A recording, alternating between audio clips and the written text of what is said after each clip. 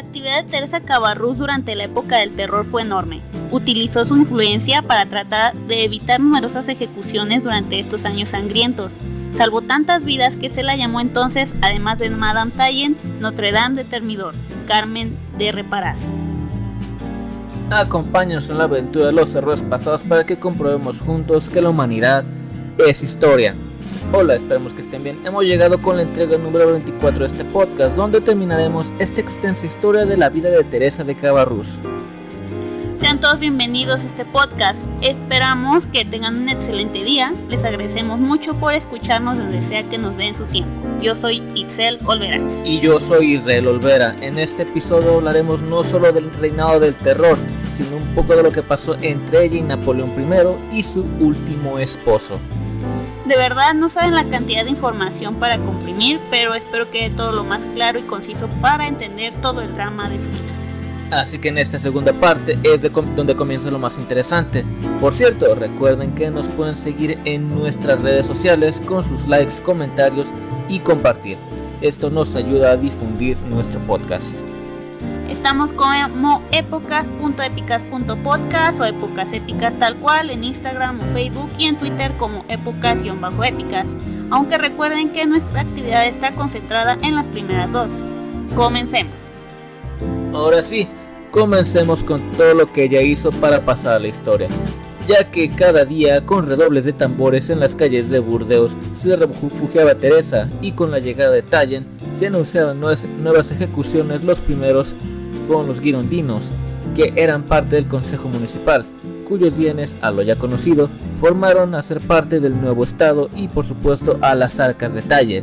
También ya comentaremos que este señor quedó enamorado de ella al conocerla, aunque al parecer Teresa no le correspondía en un principio. Taille, por cierto, era un impresor, periodista y editor de El Ami des Citoyens y diputado de la montaña. Recuerden, los jacobinos también se les llamaba así por el lugar que ocupaban en la Asamblea Nacional. Allí el Tribunal Revolucionario instauró un comité de vigilancia y el comité militar, donde iban aumentando su lista de sospechosos. Entre ellos estaba nuestra mujer principal, que la afectaba de 3 frentes distintos, y citando: por haber ido a un lugar federalista y huyendo de París, por ex marquesa y por ser esposa, pese al divorcio, de un emigrado o emigré en francés. Este último era solo por ser mujer casada con el tipo que no encontraban prácticamente. Aun con esto, en ese momento ya había intentado ayudar a varias personas que eran perseguidas, parándose ante el comité de vigilancia ya mencionado e intentar salvar entre ellos a Juan Valerio Cabarrús, su tío, y no el que pidió su mano, sino el primo de su padre, aunque en ese momento le seguían diciendo Madame de Fontenay por su ya ex esposo. Llegaban las noticias a la capital de lo que estaba haciendo, donde la acusaron de estar contra el nuevo régimen y mandaron su arresto en octubre de 1793, aún tenía 20 años, donde ordenaron su traslado a la prisión de Ha. Nuestra Señora del Socorro, como se traduce el título que le dieron los franceses, logró librarse de esto gracias a Taille, quien paralizó su ejecución, lo que no se sabe que si para ese momento ya era una pareja como tal, pero se intuye que se conocían, ya que este señor estaba en Burdeos haciendo cumplir las órdenes de los jacobinos y había estado por ahí interviniendo las muertes de varias personas. Luego de eso, y de que ya oficialmente fueran una pareja, se mudaron al cuartel general en el Hotel Franklin, y citando un oasis de lujo en medio de la penuria y el horror, donde recibirían a los ciudadanos en su gabinete de favores. Y con su nuevo estatus lo seguiría aprovechando, convirtiéndose en quien intercedería entre su amante y los condenados. Con este señor ella tendría una hija y no será la última, ya cabe destacar. Y luego de salvar la vida a una mujer viuda de otro girondino que ya había perdido la cabeza, empezó a recibir montones de cartas pidiendo su intervención, ganándose otro de sus títulos como el Ángel de Burdeos. Decidiendo que ya tenía a Taille de su lado, lo aprovecharía para evitar que más personas murieran en la locura extremista de Robespierre. Así es como entre diciembre de 1793 y marzo de 1794 el número de ejecuciones se redujo a casi la mitad. Estando totalmente en contra del derramamiento de sangre, debido a su ayuda, logró disolver al comité de vigilancia que meses atrás intentó matarla, mientras que Taille aceptaba alegremente los pagos por ayudar. Teresa lo hacía más bien porque deseaba que nadie más pasara por lo que ella, diciendo así que ella tenía como objetivo nunca irse a la cama sin haber ayudado a alguien ese día. Entre ellas estaría Madame Turdupin, dejando en sus memorias lo siguiente de su salvadora. Era difícil pensar que tanta juventud, tanta belleza y toda su gracia e ingenio estuviesen entregados a un hombre que todas las mañanas enviaba la muerte a tantas personas inocentes. Debido a la ahora posición que hacían ellos dos, Tayen se convirtió en el enemigo del que en ese momento ya era la dictadura del terror de Robespierre. Debido a todo esto, Tayen recibió una carta donde desaprobaban lo que estaba haciendo de no mandar suficientes cabezas a los jacobinos, por lo que él ya se consideraba con la bandera de muerte en su futuro cercano. Aún así, decidió que iría a defenderse a la capital de Francia. De lo que se le acusaba era de corrupción, y aunque no era tan mal infundido, ya que se sabe que él se queda con parte de lo que fue de los condenados y luego era muy feliz de recibir los regalos de las personas que no fueron ejecutadas, la verdad era que lo que más les disgustaba a los jacobinos del lado de Robespierre era que él estuviera con una ex marquesa girondina. Tayen, viendo que de todas formas Robespierre ya se había vuelto loco de poder y que era ya para ese momento un dictador, como ya mencionamos, que actuaba sin piedad ni moderación alguna, decidió que era hora de poner sus cartas sobre la mesa. Así que reunió a sus partidarios dando discursos convincentes para que lo escogieran como el nuevo líder de la convención revolucionaria, siendo que él no solo estaba poniendo en peligro su vida, sino su posición para salvar a Teresa. Ella sabía que tenía que dar muestra pública de su patriotismo e identificación con el régimen de ese momento. Y textualmente, así Tayen aprovechó una próxima celebración patriótica para proponer a Teresa que leyera públicamente un discurso vestida de los colores que representaban el nuevo régimen republicano. Este texto ha dado lugar a diversas confusiones sobre la verdadera autoría del mismo, porque aunque Teresa no lo escribió ni finalmente lo leyó, apareció impreso bajo su nombre como Discurso sobre la educación ciudadana de Teresa Cabarrus Fontenay y leído en la sesión habida en el Templo de la Razón de Burdeos, primera décadi, domingo del mes nivoso, diciembre, día de la fiesta nacional celebrada con motivo de la reconquista de Tolón por el ejército de la República. Le hace que lo leyó durante la inauguración del templo dedicado a la religión de Robespierre o robesperiana en Burdeos, así como lo oyen. Para aclarar este dato, fue un 8 de junio de 1794 que Maximilien Robespierre inauguró la nueva religión de la Revolución Francesa, el culto de la razón y el culto del Ser Supremo, es decir, una serie de festividades, y citando de la página del canal de History Latinoamérica, se trató de un sincretismo en torno a influencias intelectuales de la Francia del siglo de las luces, a través de las logias masónicas, los clubes políticos y la iconografía de modas estéticas neoclasistas y del Egipto antiguo. El 10 de noviembre de 1793, por sugerencia de Champmonnet, la convención proclamó a la diosa de la razón en identidad con la diosa grecorromana Sofía, personificada por Sophie Momoro, esposa del impresor Antoine Francois Momoro. Por entonces, para su culto, le fue consagrado el altar mayor de la Catedral de Notre Dame. No hay mayor muestra de egomanía que fundar tu propia religión, y suprimir a la que anteriormente era la mayoría. Esto es un check para todos los tiranos. Crear mi religión, derrocar a la anterior. Porque ya saben, esas no son las cosas que te pueden hacer que poner ese tipo de gente en el poder no te hace pensar que nada puede salir mal. Bueno, si no, pregunten a la gente de Corea del Norte con su supremo líder.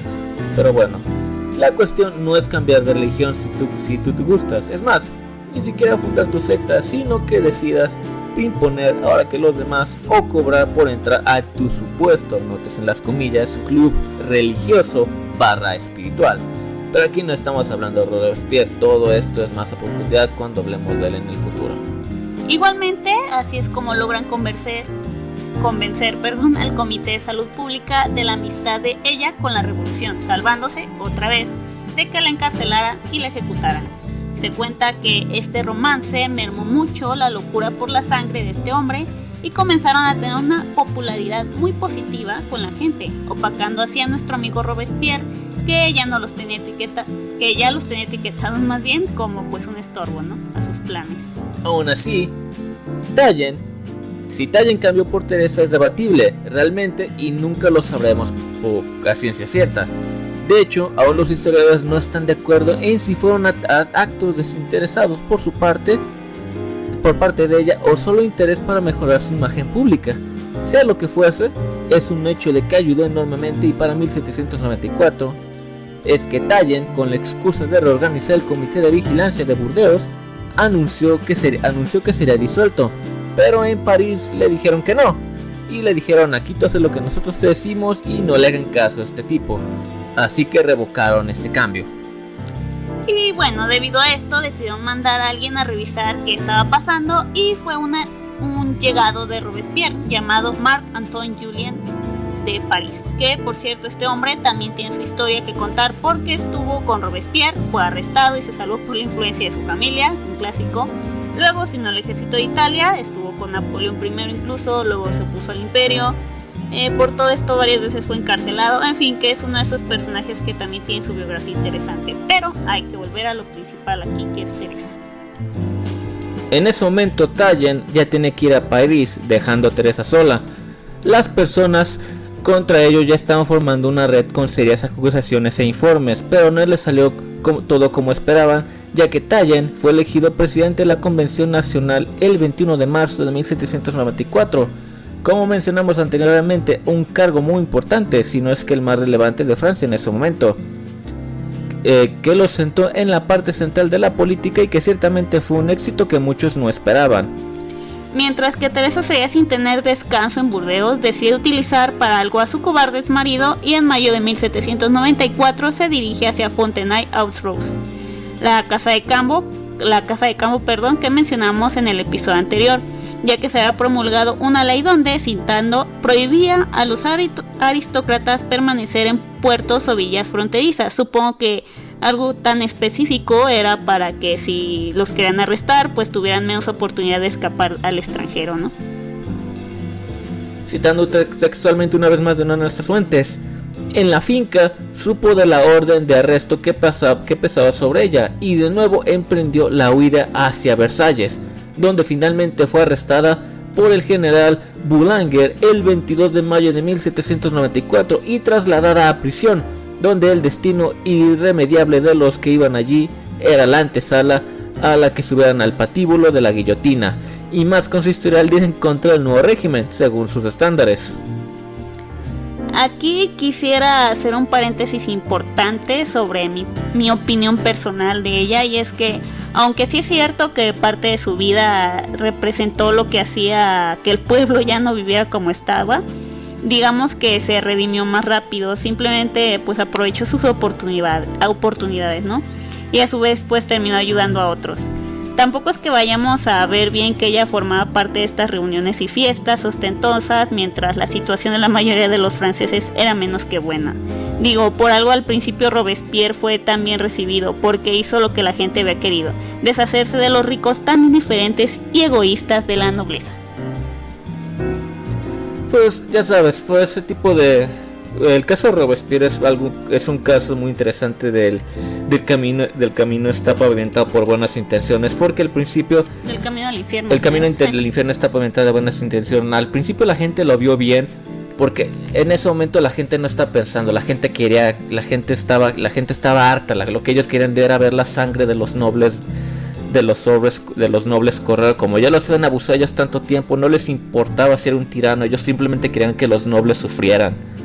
Sí, literalmente, como dices, es una gran muestra de cómo, queriendo hacer cosas muy buenas, de cierto sentido, pues se te puede ir de las manos muy rápido, ¿no? O subírsete a la cabeza como a Robespierre. Yo creo que fue más bien que se le subió a la cabeza, en este caso. Bueno, simplemente fundó su propia religión, como mencionamos, entonces se le fue muy rápido de las manos.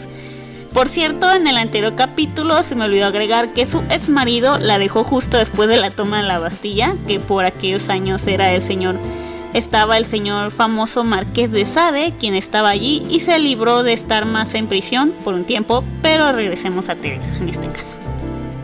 Si ustedes se preguntan por qué exactamente se llamó el reino del terror de Robespierre, citaremos a alguien que lo define muy bien. Robespierre abogaba por la necesidad de la política del terror como medio para proteger la revolución y depurarla, siendo definidos como terroristas, partidarios de la necesidad del terror. Gracias a él, Robespierre estaba en la cima de su poder, relató Bolinaga Iroasegui en su obra Breve Historia de la Revolución Francesa. Así que prácticamente ellos fueron los que acuñaron el término de terrorista. Cada día se aprende algo nuevo. No sé si a quién le pareció que era un buen título para que la gente aclame por ti positivamente en el futuro. Digo, solo con el título algo ya no se sienta bien allí. Pero ya hemos comentado en este podcast que las viejas confiables nunca fallen, como el hecho de amenazar a los nobles con la guillotina si no se quedaban quietos. Porque en este tiempo ya no estaban haciendo las famosas fiestas de París, pero realmente no se estaba preocupando por, no sé, que la comida estuviera en la mesa de la gente común francesa, ¿no? Pues es lo de siempre, a los nobles les vale como lo que le pase a la gente de abajo. Ellos, mientras sigan pudiendo hacer su desmadre, podrían morir miles de personas y ellos ni siquiera se inmutarían. Pero en el momento en el que alguien les dijo, te tiene que importar o pues vas a perder las manos o la cabeza, pues ahora sí les empieza a importar. Pero no de la forma en la que debería, sino que les empieza a importar de cómo tirar a esa persona con ideas tan revolucionarias, supongo. Y bueno, en todo caso Robespierre pues también era parte de, si no recuerdo mal, pues él también le iba bien. Tampoco es que fuera realmente del pueblo llano. No pasó como aquí en México, que teníamos a tipos como Pancho Villa, que sí era un tipo común como los demás, como la gente que lo seguía, ¿no? No era alguien con poder desde el principio, sino que lo obtuvo por sus propios logros, ¿no? Era parte del pueblo llano, ¿no? En este sentido. Para imposibilitar más a los que estaban en su contra, unas semanas antes de que ella fuera arrestada, aprobaron una ley que negaba el derecho a un abogado a los nobles. Así que el único juicio era hacer por parte de los que gobernaban ahora como una gran venganza sangrienta. Y pues esto no hace mejor a los nobles que se abusaron de la posición en la que nacieron, pero esto no hace mejor a Robespierre, como ya comentamos, ¿no? Era una ejecución sumaria al más puro estilo ruso. Sí, literalmente, solo que los franceses sí le pusieron un alto más rápido. Pero es que a los franceses se les fue de la olla, más adelante sabrán por qué. Ahora, una de nuestras fuentes dice, Tallen no podía ayudarla, al menos públicamente, y la repudió. No deseo interferir de ningún modo. Las autoridades que arrestaron a estas personas tienen sus razones. Se apresurarán a impartir la justicia que ellas merecen. Un representante del pueblo traicionaría su deber y mancillaría su carácter si interviniese en defensa de los sospechosos. Ella no dijo nada que le comprometiese. Si tenía alguna posibilidad, dependría de él. Que resultando un dato importante, en ese momento el reinado extremista jacobino estaba en su punto más alto, con 7.800 personas hacinadas como sardinas en una lata en las cárceles de París, mientras que en una de ellas, llamada La Forte, Teresa esperaba que Dios se apiadara de ella, ya que debido a esta nueva ley, o alguien que ciertamente no sería Robespierre, se apiadaba de ella y la absolvían, o su cabeza terminaría rodando en el patíbulo como muchas otras en ese momento. Porque para entonces la media de ejecuciones diarias era de 60, y debido a que ciertamente los cuerpos humanos apestan, y más si no tienes con qué limpiar bien sangre de las aceras, pues trasladaron la guillotina a las afueras de la capital, una medida muy bien pensada, pero se nota el sarcasmo. Sin embargo, Tallen no estaba dispuesto a que mataran a su amada, que ya la había salvado antes, así que se puso en marcha un plan para acabar con el reinado de Robespierre, organizando el golpe del Termidor, un 27 de julio de 1794, para matar al amante de la Santa Guillotina, como Robespierre la llamaba. Tallen ya había sido expulsado completamente de los jacobinos. Sin embargo, junto con otras figuras como Joseph Fouché, nombrado el genio tenebroso, una figura también importante de la época, le llaman también el fundador del espionaje moderno y del ministerio de la policía. Tuvo una relación más que tensa con Napoleón I. Bueno, tiene toda historia también, como ser el responsable de incontables muertes en Lyon y Paul François, Jean-Nicolas el Vizconde de Barra, un militar que ayudó en la toma de Bastilla, quien también ejecutó a muchos en Marsella y Tolón, acusados también de hacerse con la riqueza de la República. Como hemos dicho antes, aquí hay gente completamente buena. Aquí no, bueno, no hay gente ni buena ni mala. Aquí no hay gente que sea ni buen animal. Aquí es todo muy gris, por decirlo de alguna forma. Su primer paso en el plan fue el de la desacreditación de la República, esparciendo la idea y rumores sobre la locura que tenía Robespierre. ¿Por qué? ¿Quién sería el siguiente? Pero Taillon no se animaba a entrar en la acción directa, y en la historia está escrito que fue debido a la intervención de Teresa de Cabarrús. Bueno, Teresa Cabarrús nada más. Y citando de una traducción de esta famosa carta, en el párrafo más importante decía que el administrador de la policía acaba de partir. Vino a decirme que compareceré ante el tribunal, es decir, que subiré al cadalso. ¿Cadalso? ¿Cuál es? El cadalso es parte de donde ponen la guillotina, ¿no? Uh-huh. Bueno, perdón. Ello se parece muy poco al sueño que he tenido esta noche pasada. Robespierre ya no existía y las cárceles estaban abiertas de par en par. Pero gracias a vuestra insigne cobardía, pronto no habrá en toda Francia nadie que realice este sueño. Fechada la carta el 25 de julio de 1794, firmada como Madame Cabarrús, Taillon prácticamente se fue a lo básico, hirió su orgullo para que por fin se pusiera a actuar de verdad, y por sus palabras no fueran frías y acusadoras. Se cuenta que la carta la acompañaba de una daga, aunque seguramente lo de la daga era un complemento muy dramático. Aunque en algunas de nuestras fuentes hay un debate sobre esta carta, ya que siendo objetivo sería muy difícil que acabara en las manos de Taillon si está encarcelada, y no digamos de un arma, así que aunque muchos afirman que fue real, podemos decir que tal vez alguien que aún estaba de su lado fue a hablar con ella y le dijo esto a Taillon, o solo usaron el nombre de Teresa para escribirle esto, así que diremos que estamos un poco más seguros de que alguna nota pasó como carta a Taillon, porque esto dice la mayoría.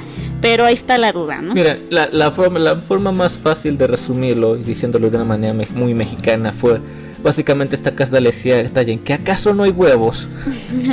Pues sí, se estaba burlando de él, porque, o sea, si ahora hoy en día pues te llevan el orgullo y te enojas y empiezas a actuar, ¿no? Ahora imagínense en ese tiempo que era casi lo más.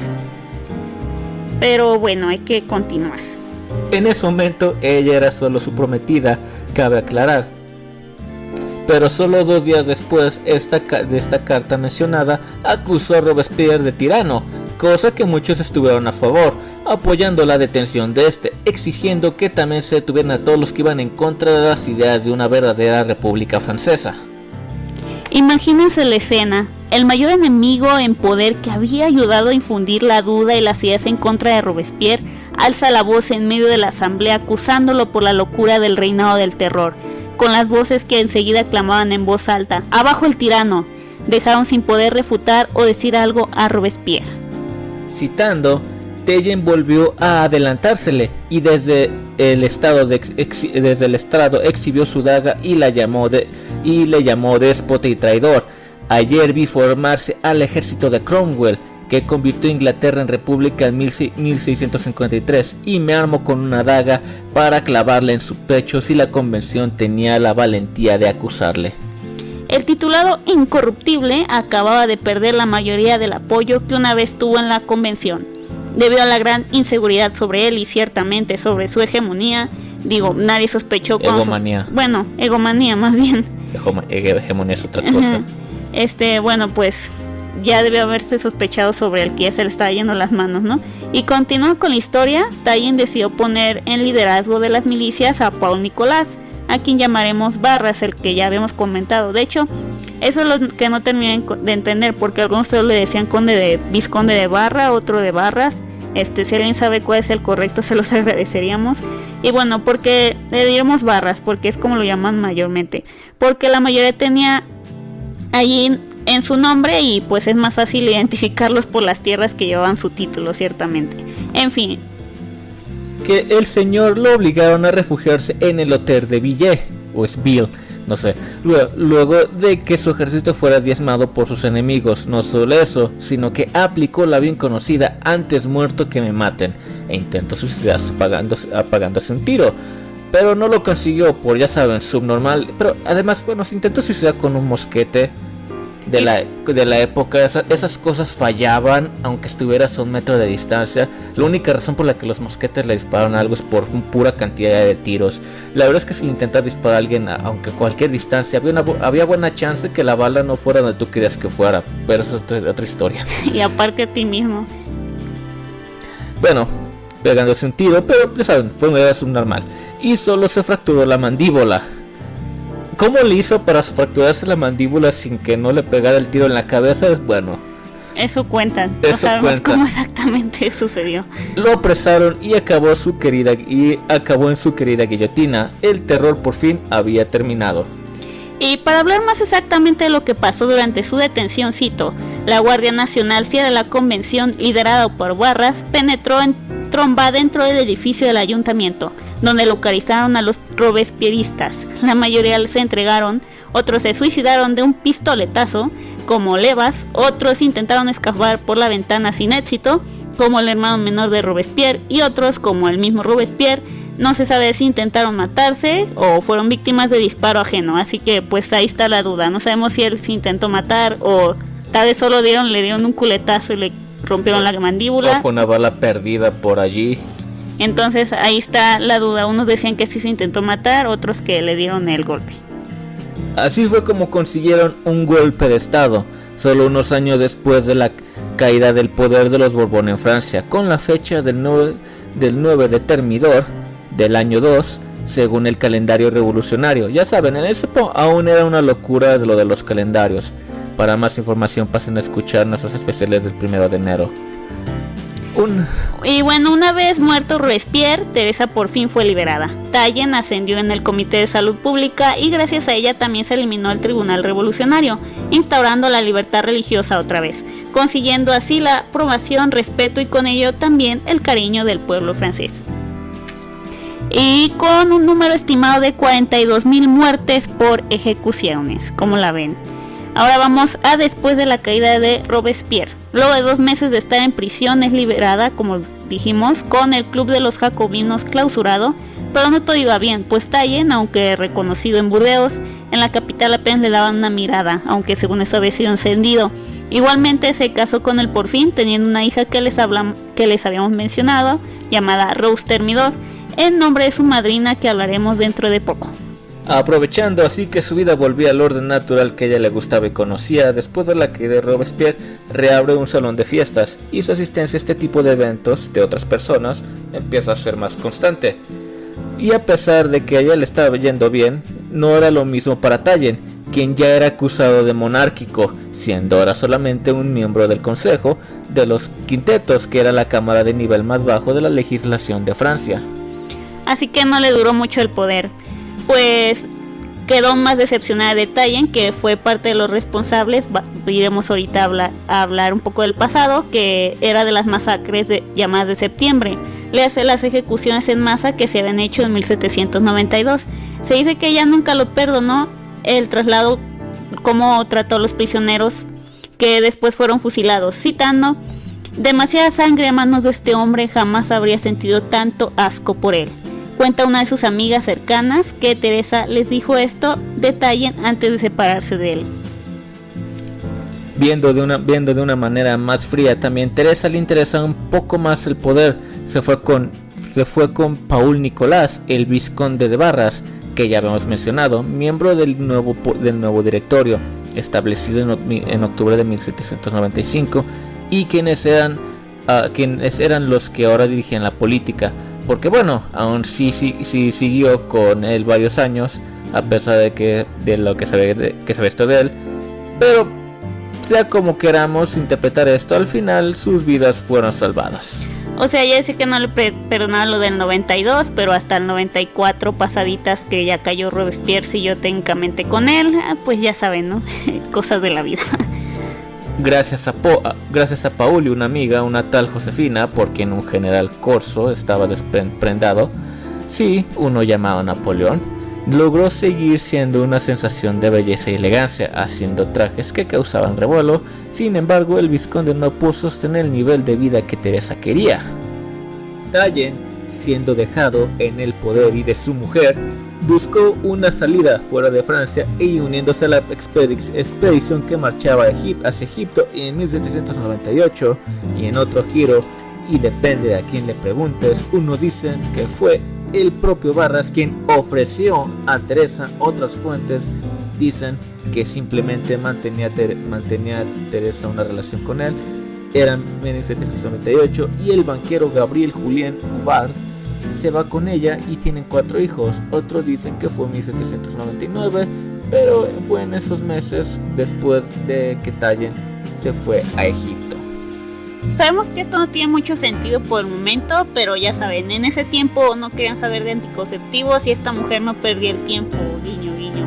Así que aclaremos esto de su vida familiar enseguida, porque aunque ella había solicitado el divorcio de Tayen en el 97, los niños nacidos de Hubbard tomaron el nombre que ante la ley era el aún marido de Teresa. Aun cuando seguía en Egipto, y estos niños, al ver la intrincada vida amorosa de su madre, pues decidieron después llevar el apellido de ella, siendo Cabarrus. Y bueno, yo comprendo su decisión, la verdad. Yo creo que dijeron, a ver mamá, decídete, ¿quién es nuestro papá? Dice, la ley dice que es Tayen, pero tú dices que biológicamente es el Hubbard. A ver, mejor ponme tu apellido. Sobre esta Josefina, o más exactamente Josefina de Beaumarchais, mantenía una buena relación de amistad que salió de la cárcel. Era la que se convertía después en emperatriz, a ser la esposa de Napoleón I. Sí, ese Napoleón. Tayen y Barras fueron testigos de esa boda, así una perfecta situación para una serie de drama.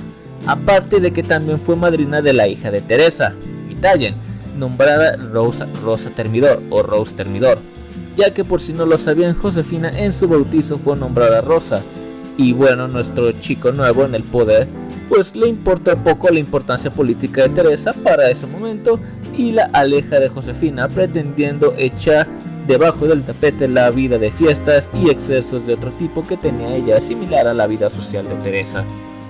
¿No creen que Teresa aceptó esto porque sí tomó una mala decisión? Y textualmente, la afrenta era seria para Teresa, que quedaba condenada a ser relegada si el más alto dignatario mostraba su desprecio hacia ella.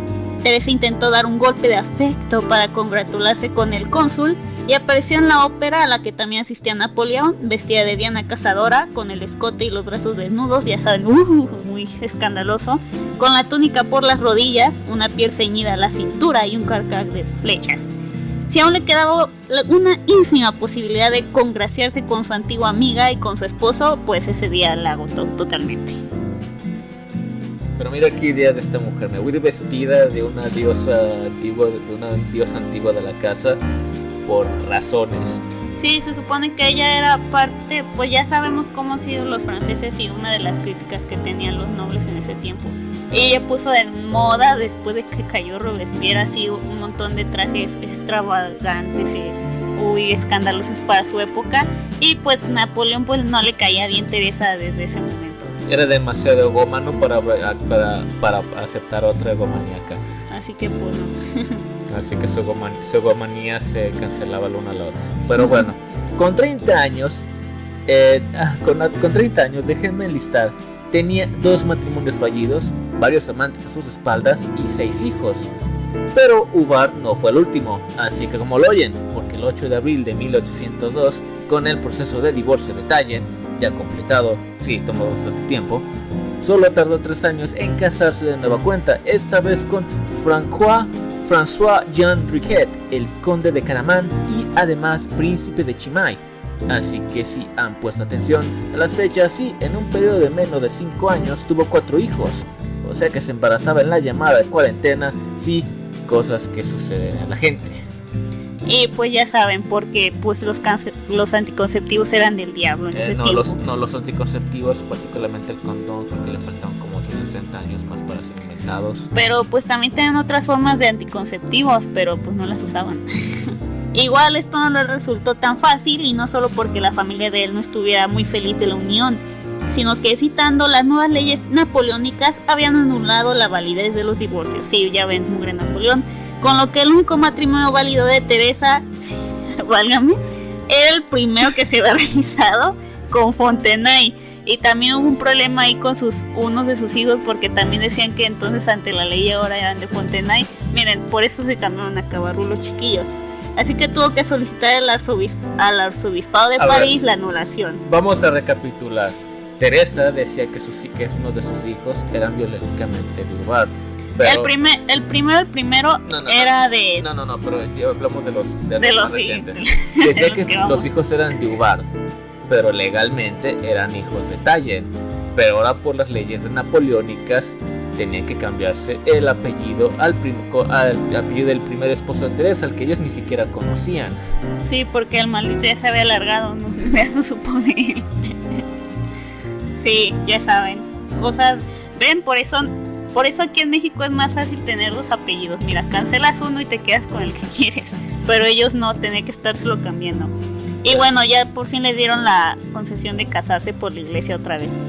Pero bueno, el resto de su vida no le fue nada mal, ya que acabó en el castillo de este señor que la convirtió en princesa, alejándose de la capital de Francia y yéndose a Bélgica, que es como Francia pero descafeinada. Con él tuvo otros 3 hijos. Más, citando, allí se enteró de la caída en desgracia de Napoleón y allí invitó a grandes talentos de la época, el compositor Cherubini, el poeta Lemercier, el pintor Isabey, a través de los que seguí desquitando, ya que su último esposo y ella eran amantes de la música y el arte, tanto así que mandaron a construir su propio teatro en Chimay, donde aún se siguen presentando obras al parecer y donde distintos compositores de nacionalidades variadas se dieron a conocer. Actualmente el castillo es un lugar histórico de visitas turísticas. Allí se volcó en la educación de sus hijos y en obras benéficas también. Como último dato, textualmente hablando, su último viaje fue en 1830, cuando acudió al estreno del melodrama histórico titulado Robespierre, en el que ella misma aparecía como personaje. Legomanía. Obviamente tenía que ir a verse. Así, a los 61 años de edad, muere Teresa Cabarrús al lado de sus hijos, que solo quedaron 6, un 15 de enero de 1835, lejos de toda la atención y la fama de Francia, la mujer de Carabanchel que ayudó a cambiar la historia de ese país. También cuentan que una de sus últimas frases fueron: ¿qué vida la mía? ¿No es verdad que parece un sueño? Sí, sin duda, Teresa, toda tu vida parece un drama de telenovela mexicana. Pero bueno, pues toda una vida para contar. A su entierro acudió mucha gente, no solo por toda la gente que conoce en distintas partes de su vida, sino los descendientes de quienes salvó, y la nombraron también la madre de los pobres, por la ayuda que brindó. Como última cita sobre ella quisiera dejar la siguiente. Teresa Cabarrús quiso brillar en sociedad, y en su época la sociedad pasaba por la política, así que se vio inmersa en ella. No dudó en usar sus encantos para aproximarse al poder de más de una forma. Intentó hacerse ver a través de los personajes con los que se relacionó, pero también evitar sufrimientos al prójimo cuando estuvo en su mano. Esa fue su revolución dentro de la revolución. Y pues Por fin terminamos. La historia de esta mujer me recuerda mucho a la historia de el llamado Oskar Schindler. Ya de haber visto la película, ya saben, este empresario alemán que durante la Segunda Guerra Mundial se dedicó a salvar gente del régimen del Partido Nacional Socialista. Ya saben, el Voldemort de todos los lugares. No puedo decir la palabra del Partido Nacional Socialista alemán. Y que al fin, pero a diferencia de Oskar Schindler, que al final acabó en la ruina, realmente Teresa nunca perdió su estatus. No, nada más los ratos que estuvo encarcelada o la estaban persiguiendo, porque al final le fue aún mejor. Digo, literalmente se volvió princesa. Literalmente ya se salió de los dramas políticos de Francia, que uno está en transiciones. Pero se fue a Bélgica, que también tampoco está tan bien. Pero pues igual vivió con comodidad sus últimos años.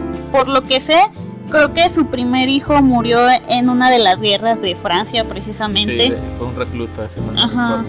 Y luego no sé qué le pasó a Rose y qué le pasó a otro de los hijos que tuvo con Obar, y pues ya nada más le quedaron 6. Pero Porque pues ya ¿cuántos eran? saben, Eran como 10, ¿no? Bueno, eran 9. 9. El que tuvo con Fontenay, el que tuvo con la que tuvo con Tyen Rose, los 4 de Ubar, ahí son, que ya son 6, y los 3 con el los 3 príncipe. con el príncipe. Pero pues miren, ya saben, en ese tiempo pues eran tener hijos a diestra y siniestra. Y si ustedes se preguntarán, ¿y dónde quedó Fontenay? ¿Y por qué se preguntan eso? A nadie le importa Fontenay, que se joda. Así que pues ya hasta la próxima semana hablaríamos de nuevo de nuestros escuchas, ya que ahora le daremos tiempo de enviar saludos y recomendaciones, al igual que hablarles un poco de lo que viene en nuestro podcast. A Santiago Limas, que nos comentó en Facebook en una de las publicaciones compartidas, a Tolstoy Reader por compartir mi publicación, a Raúl Martínez por darnos su opinión positiva y recomendarnos de nuestro anterior episodio. Así que si les gusta la música pueden pasar a escucharlo, se llama Degradando Música. También a Luis Romaní del podcast Preciosos Bastardos, y así se llama. Nombre. Que si les gusta la literatura, si son escritores amateur y quieren aprender un poco sobre toda esta rama del arte, pues los invitamos a escucharlo. Un saludo para él. Saludos a Juan Patiño, miembro del podcast con el que acaba de iniciar, llamado Historia Histérica. Búsquenlo en YouTube si quieren escucharlo más sobre historia, al igual que a los chicos de Deja que te cuente un cuento. Los encuentran en Spotify, son también de aquí de Guadalajara. Nos comentaron en Instagram que nos han recomendado y muchas gracias. Esperamos poder escucharlos pronto. Sí, porque literalmente nos comentaron eso hace 2 días y pues aún estábamos aquí terminando nuestra investigación de Teresa, así que no pudimos escucharlos, pero ahí para la próxima nos daremos vuelta de ellos. También los invitamos a pasarse por el podcast de Vidas Ocultas, donde uno de sus miembros, llamado Axel, un saludo, contactó con nosotros para hacer una colaboración. Bueno, sabrán cuando ya esté subido el capítulo. Y que por cierto, pues les dejamos ahí nuestra publicación en Instagram y Facebook sobre esta noticia. Por último, también a los chicos de Druida Podcast, si quieren saber un poco sobre todo el área del ocultismo y este tipo de órdenes secretas sobre la magia y esos temas, pues pásese con ellos. También estamos planeando por ahí una colaboración, pero no diremos más hasta que tengamos más concreto todo, ¿no? Y pues ya sería todo. Por fin acabamos la vida de esta señora. Muchas gracias por escucharnos y recuerden seguirnos en nuestras redes sociales. Estamos como Épocas Épicas. Y bueno, también ya estamos, si no recuerdo mal, nos quedamos en 199 seguidores en Facebook. Entonces pues esperamos seguir creciendo con ustedes. Y hasta aquí quedaría este episodio. Hasta la próxima. Adiós.